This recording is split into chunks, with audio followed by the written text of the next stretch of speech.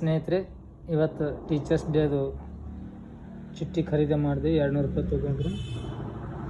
ಶಿಕ್ಷಕರ ದಿನಾಚರಣೆ ಗೌರವಾನ್ವಿತವಾಗಿರ್ತಕ್ಕಂಥ ಸರ್ವಪಲ್ಲಿ ರಾಧಾಕೃಷ್ಣನ್ ಅವರ ಭಾವಚಿತ್ರ ಅಂತ. ಇದರ ಹಣ ಎಲ್ಲಿ ಸಂಗ್ರಹ ಆಗ್ತದೆ, ಯಾರಿಗೆ ಬಳಕೆ ಆಗ್ತದೆ?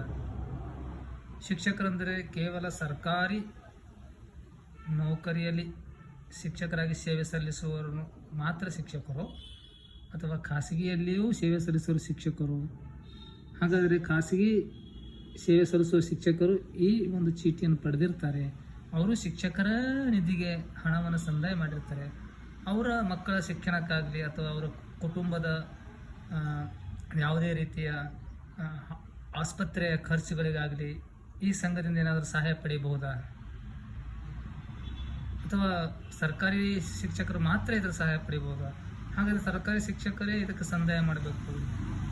ಹಾಗಾಗಿ ಶಿಕ್ಷಕರೆಂದರೆ ಒಟ್ಟಾಗಿ ಸರ್ಕಾರಿ ಶಾಲೆಯಲ್ಲಿ, ಸರ್ಕಾರಿ ಕಾಲೇಜುಗಳಲ್ಲಿ ಸೇವೆ ಸಲ್ಲಿಸುವವರೇ ಶಿಕ್ಷಕರು ಅನ್ನುವಂತಹ ಒಂದು ಟ್ರೆಂಡ್ ನಮ್ಮಲ್ಲಿ ಬೆಳೆದುಬಿಟ್ಟಿದೆ. ಹಾಗಾಗಿ ಖಾಸಗಿ ಸೇವೆ ಸಲ್ಲಿಸುವಂಥ ಶಿಕ್ಷಕರು ದೇಶಕ್ಕಾಗಿ ಶಿಕ್ಷಣ ಕ್ಷೇತ್ರಕ್ಕೆ ಶ್ರೇಷ್ಠವಾದಂಥ ಕೊಡುಗೆಯನ್ನು ಕೊಡ್ತಾ ಇದ್ದಾರೆ. ಅವರಿಗೂ ಸಹಿತ ಅಷ್ಟೇ ಸಮಾನವಾದ ಸೌಲಭ್ಯಗಳು, ಸೌಕರ್ಯಗಳು, ಸಂಬಳ ಬೇಡ, ಸೌಲಭ್ಯಗಳು, ಸಹಕಾರಗಳು ಸಿಕ್ಕರೆ ಒಂದು ಅನುಕೂಲ ಆಗ್ತದೆ ಅಂತಕ್ಕಂಥ ಒಂದು ಕಳಕಳಿಯ ವಿನಂತಿ. ಇದರ ಬಗ್ಗೆ ನಿಮ್ಮ ಅನಿಸಿಕೆ ಕಮೆಂಟ್ ಮಾಡಿ. ನಮಸ್ಕಾರ.